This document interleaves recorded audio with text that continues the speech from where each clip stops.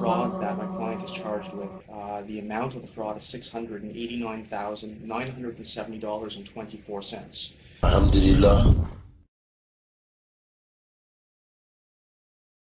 Assalamu alaikum warahmatullahi ta'ala wa barakatuh. My name is Ishaq Mustaqim. My father is from Haiti and my mother is from Switzerland, and I'm Muslim 2 years now. I was born in Montreal and I grew up in Montreal.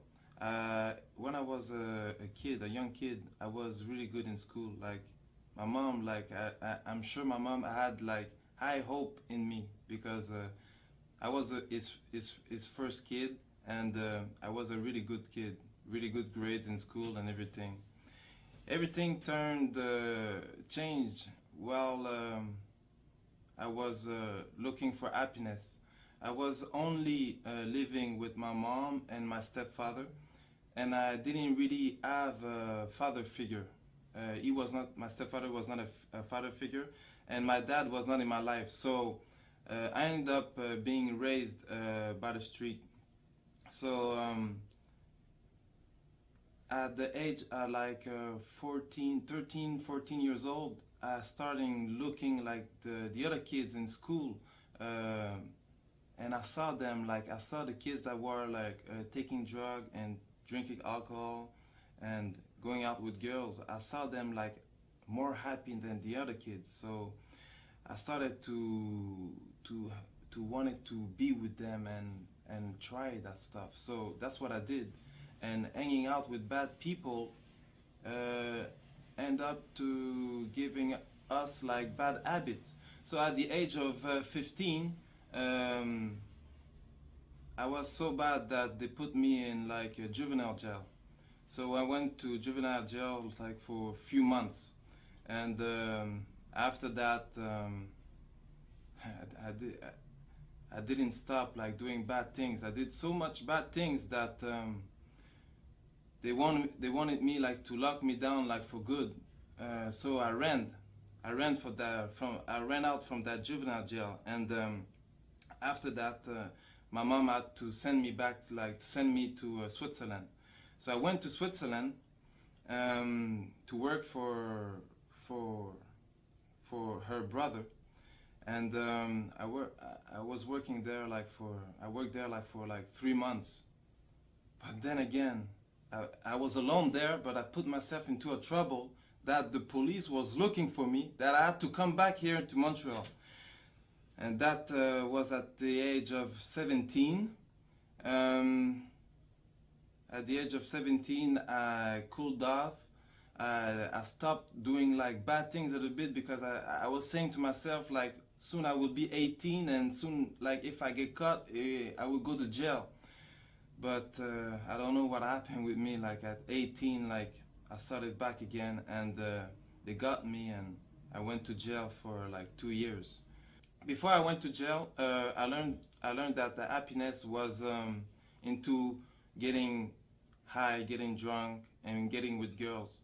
But in jail, because jail is the school of crime, I learned that the happiness was into getting a lot of material thing, a lot of money. And 2 years in that jail made me have a criminal mind. I didn't have a really criminal mind before, but that 2 years, like that's what it did. And I was Christian before, and I was Christian, but I was not praying. I was only praying like when I wanted something really bad, or when I was into problems. And that jail time was for me a problem. So I started reading the Bible and praying a little bit. And I don't know why, like somebody that I wasn't speaking with, he wasn't around like who I was hanging with. He just came and gave me the Quran, and he told me to read it. But at that time, like I was reading the Bible, and the Quran was not written the same way, so it didn't like touch me. So I just like give it back. After when I got out from jail, I started my mission to get money. when I got out of jail is there the when I got out of jail is then when I starting chasing the money, getting after the money, and because I had no school and the fastest way to get money was a criminal way, that's the way I went. And in every type of way to make money, any type of like bad thing you can think, I was in it, because really my plan was getting money. And I lived like, I don't know if it's a good thing, or if some people would say it's a good thing, some people would say it's a curse, because in my life, like, I achieved like most of my goals that I wanted. And for 10 years, like, I lived that life of like luxury, that life of power and respect. So because when I say this, like, people don't really understand, so I have to make a little bit like of explain a little bit. Like when I say like I had the things that most people, young and older, they would like to have, that I had in my life, they don't really understand, because everybody has his own perspective on like what is luxurious. So when we're talking about cars, Benzes, I had a few, BMW, Porsche, Viper, Hummer, Jaguar, Cadillac, like most of all the brands, like the big brands, that's the car that I had. Like houses, condos, but not like only like the cars like normal, like the car, because when you buy a car, it's like to make you happy, but the thing is that happiness doesn't last. So right after, like, you have to suit up the car. But after, when the car is suited up, there's nothing else to do. So you buy another car. Me at one time, like, had like 2 cars, and I was renting out like other cars just to have another change, because like I was bored. I had a house and I was living in hotel suites. It cost me like 10,000 a week just for hotel suites. So the clothes, like just the clothing, like because like when you have money, like even the money, like change your style a little bit. Because before I was like I was dressing like everybody, but after that I had to like buy suits, you know, like $3,000-4,000 suits, you know. And I had like me, I was not really the type that was going like into clubs and partying. I didn't really like that. What I liked it more was really, because really I was on a mission. I really liked it more, like staying home, counting money, planning for other plans, you know. So when I got out to into the club, was only like for money purpose. When we had like meetings, or like when they invite me, so they had to be like VIPs and everything, because the thing is that most of the rappers, they want to be like gangsters, and most of the kids, they want to be like rappers, but those rappers, they want to be like the criminals. And at one time, that was the type of person I was.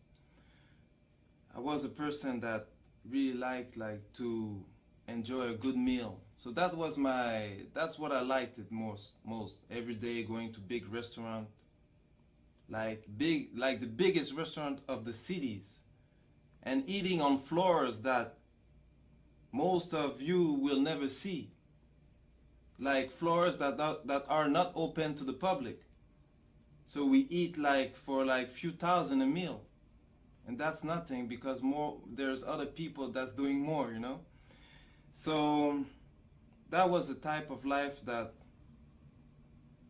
I was living, and I lived like a millionaire life for like 10 years. But at the end, because all that doesn't come from nothing, you have to work a lot. And at the end, I was questioning myself, like, because when you have all that, and I didn't find the happiness, like, even at one time, because I was in my house, that I rebuilt my complete house, like, I made a container like to come in front of my house, and I destroyed everything, like throw out everything in the container, and I rebuilt everything like with the best of the material. But even after, I'm alone in my house, like, and I'm thinking like I'm not happy.